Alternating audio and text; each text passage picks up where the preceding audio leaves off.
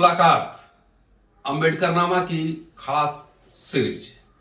दोस्तों, जैसा कि आप जानते हैं कि मैं जिस शहर में होता हूं वहां के सोशल एक्टिविस्ट, इंटेलेक्चुअल, लेखक, इन सब से मुलाकात करता हूं, बातचीत करता हूं, ऐतिहासिक धरोहर को भी तलाश करने की कोशिश करता हूं और आपसे उन सबको रूबरू कराता हूं।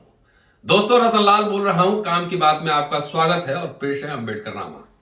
आज मैं diversity house, diversity man of India, HL Dusad साहब के घर में हूं और वहां पे मेरे साथ दो खास मेहमान हैं। डॉक्टर राजेंद्र वर्मा लखनऊ यूनिवर्सिटी में पढ़ाते हैं फिलॉसफी और लखनऊ यूनिवर्सिटी टीचर्स एसोसिएशन के जनरल सेक्रेटरी हैं। और दूसरे मेहमान हैं महेंद्र मंडल। ये लॉयर हैं, यहां पे प्रैक्टिस करते हैं लखनऊ हाई कोर्ट में और दोनों अपने सहयोगी दोस्तों और सीनियर के साथ सामाजिक चेतना फाउंडेशन ट्रस्ट चलाते हैं। इसके वाइस प्रेसिडेंट हैं डॉक्टर राजेंद्र वर्मा और महेंद्र जो हैं सेक्रेटरी हैं। Yes sir. चलिए, आप दोनों का स्वागत है और ये बताइए कि ये सामाजिक चेतना फाउंडेशन ट्रस्ट, फाउंडेशन भी है, ट्रस्ट भी है जी। आप चूंकि वकील हैं तो आप ज्यादा बेहतर जानते होंगे क्या है ये, क्या काम कर रहे हैं और इस चेतना को, इस ट्रस्ट को लोगों के पास कैसे जाना चाहिए, कैसे लोग जुड़ेंगे, कितने लोग जुड़े हैं, तमाम सवाल है। पहले वर्मा साहब आपसे।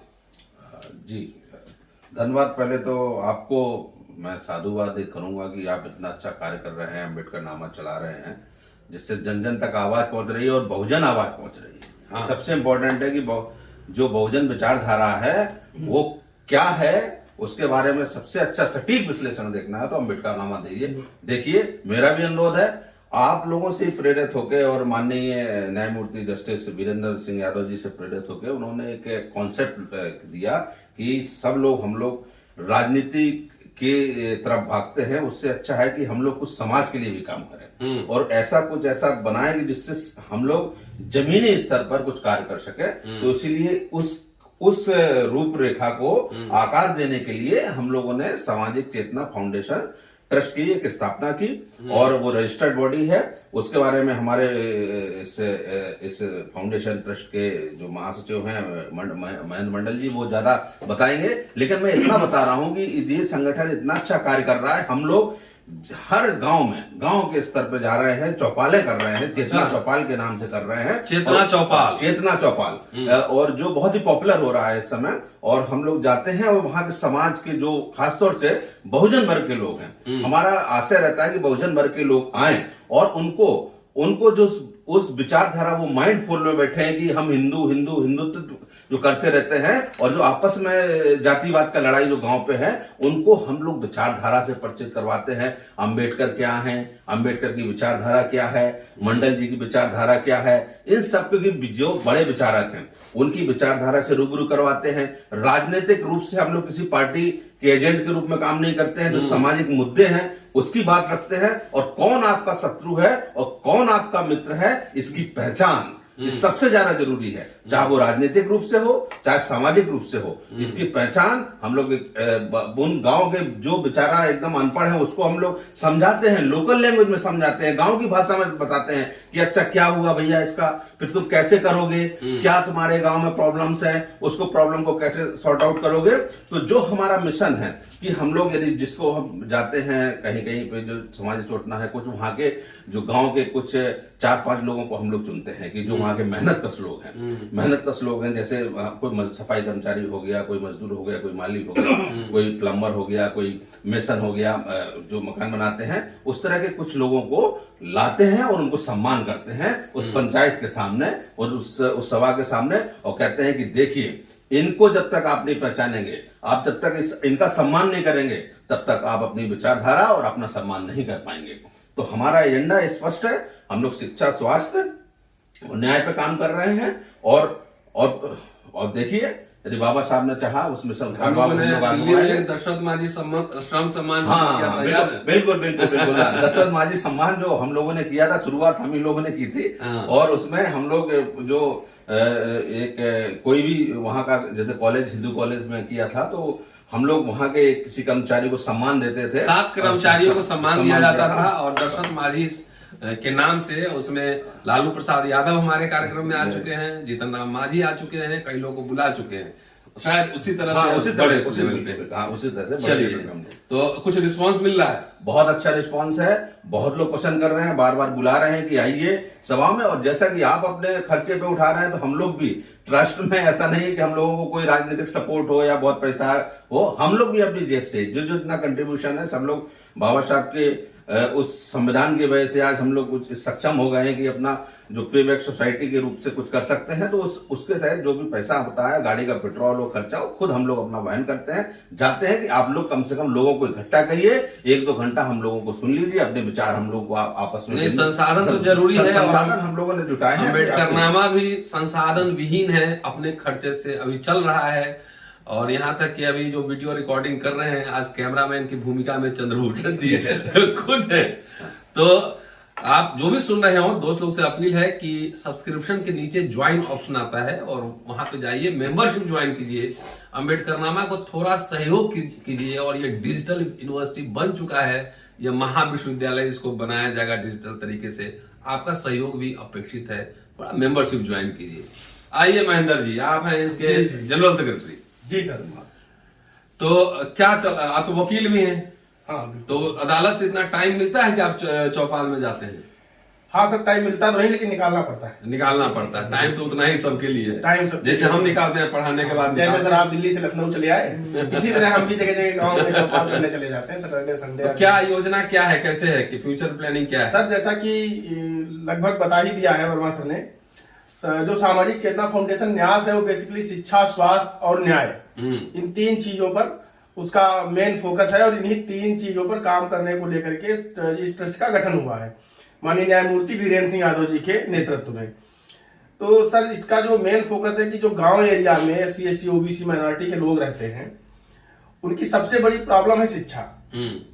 वो एजुकेटेड नहीं है, तो कहीं जो है उनका, फिर जब एजुकेशन नहीं है तो इलाज भी ठीक से नहीं हो पा रहा है, उस हिसाब से उनको रोजगार भी नहीं मिल पा रहा है। तो सबसे पहली जरूरत उनकी शिक्षा है, दूसरी उनकी जरूरत है स्वास्थ्य, हेल्थ, फिर उनके साथ इनजस्टिस है।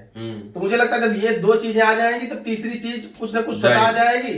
और कुछ हम जो है, चूंकि न्यायपालिका से जुड़े हुए हैं और जस्टिस साहब जो इसके संस्थापक और मुख्य न्यासी हैं, वो खुद हाई कोर्ट में जज रहे हैं, तो उनका भी एक अपना जो है सुझाव है और वो इस दिशा में काम कर रहे हैं कि गांव-गांव हम लोगों को जोड़ेंगे और हर डिस्ट्रिक्ट लेवल पर 150 जो भी वकीलों की एक टीम गठित करेंगे। और अब ऐसे लोगों को जो वीकर सेक्शन के लोग हैं, उनको जस्टिस मुहैया कराया जाए, न्याय। मेन चीज, जब तक उनके साथ न्याय नहीं होगा, कहीं ना कहीं आप देख लीजिए, जैसे मैं ही इसका बहुत भोगी हूँ।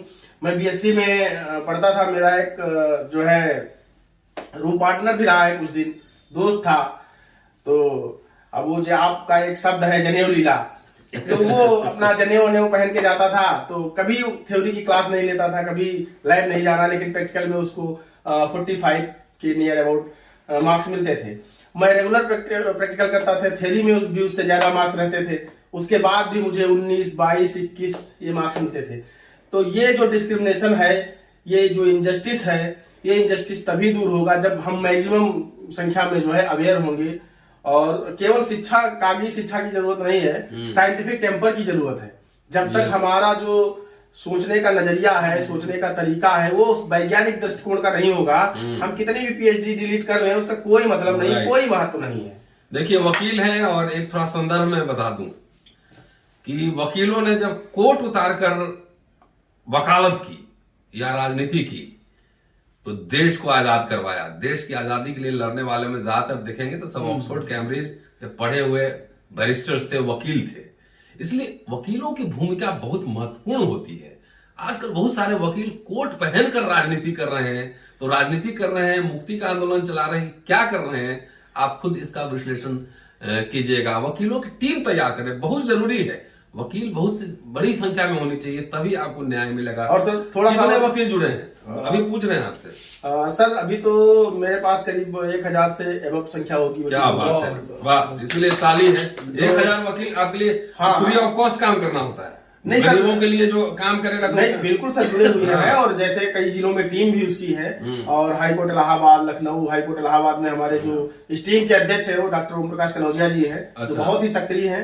यहाँ पर हमारे जो सर हैं आदरणीय हमारे सीनियर गुरु जी हैं हमारे आईपी सिंह साहब हैं, वो भी निरंतर सक्रिय रहते हैं। वो तो अपने पूरे चैम्बर में भी लगातार जो उनको बोलिए अम्बेडकरनामा पे आके बोले। नहीं बिल्कुल सर बोलेंगे और आएंगे अम्बेडकरनामा पे।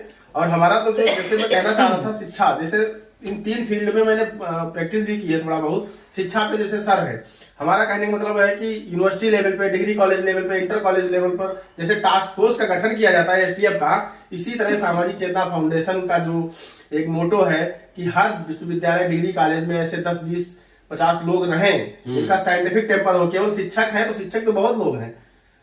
कितने मेंबर हैं आपके फाउंडेशन, कितने मेंबर बनाए? संख्या अभी एग्जैक्ट नहीं, लेकिन 10,000 से एबव है। 10,000 से एबव है जी। तो ये वीडियो 10,000 को लोगों को बोलिएगा कम से कम सब्सक्राइब कर लें, और 10,000 का 10%, 1,000 लोग कम से कम ज्वाइन कर लें। तो ज्वाइन कर लेंगे तो अम्बेडकरनामा भी सशक्त होगा। 2-4 लोगों को और नौकरी देना है मुझे। नहीं बिल्कुल सर, वेबसाइट भी चलाना है। बिल्कुल सर, बिल्कुल सर। तो आप ये पूरा बहुजन आइडिया पे काम कर रहे हैं। तो आपके ऑफिस बेरर से लेके और जहां जाते हैं सब बहुजन ही है कि उसमें कुछ और समाज के लोग हैं? नहीं सर, चूंकि सामाजिक चेतना फाउंडेशन का जो दायरा है वो विस्तृत है। जो इस मुहिम पर काम करना चाहता है वो किसी भी राजा राम मोहन राय की तरह नो बार अच्छा, कोई भी वो आ सकता है। एजेंडा सामाजिक चेतना फाउंडेशन न्यास का रहेगा। उसमें अगर कोई राजा राम मोहन राय वेबसाइट वगैरह है? जी हाँ, वेबसाइट है। तो वेबसाइट का लिंक मुझे दे दीजिएगा। और सभी साथी जो सुन रहे हैं अम्बेडकरनामा, एक हमारी मुहिम भी है कि जहां भी जाता हूं और जिन यूट्यूबर्स का इंटरव्यू करता हूं, सोशल एक्टिविस्ट का करता हूं, उनके पत्रिका किताब के बारे में, उनके वेबसाइट के बारे में चर्चा जरूर करता हूं, ताकि आप उस वेबसाइट पर जाएं, देखें, पढ़ें, कमेंट करें, टिप्पणी करें, अपने राय दें। ये बहुत जरूरी है क्योंकि हमारा मीडिया, असली मीडिया मेरा मोबाइल फोन है। ये मेरा टेलीविजन कोई संसाधन नहीं है, इसलिए सब लोगों से परिचय कराना बेहद जरूरी है। जी, कुछ कहना चाह रहे हैं? हमारे इस ट्रस्ट के अध्यक्ष वीडी नकवी साहब हैं और संस्थापक न्यायमूर्ति जस्टिस वीरेंद्र। तो दोनों जो नकवी साहब और यादव साहब, उनको बोलिएगा कि अम्बेडकरनामा पे आए। दोनों जो से जुड़े हुए हैं, और जिला जज रहे नकवी साहब और जस्टिस साहब हाईकोर्ट से, तो उनको बोलिए आए अम्बेडकरनामा पे, ऑनलाइन इंटरव्यू करेंगे क्योंकि हमारे पास बार लखनऊ नहीं आ सकता हूँ। शुक्रिया दोस्तों। और ये थे हमारे 2 नौजवान चेतना फैलाने के लिए, डॉक्टर राजेंद्र वर्मा और महेंद्र मंडल। और साथ में आज अद्भुत कैमरामैन हमारे साथ हैं, चर्चित व्यक्ति हैं, यादव शक्ति पत्रिका के संपादक, लेखक, एक्टिविस्ट चंद्रभूषण जी हैं। उनका भी शुक्रिया। आप लोग भी उनको थैंक यू जरूर कर दीजिएगा। पूरा वीडियो देखिएगा और इसको शेयर कीजिए। नौजवानों की आवाज घर घर तक अम्बेडकरनामा की ये मुहिम भी है। शुक्रिया। Keep watching and sharing Ambedkarnama. अगले एपिसोड में आपसे फिर मिलता हूं। शुक्रिया। जय भीम। जय भीम।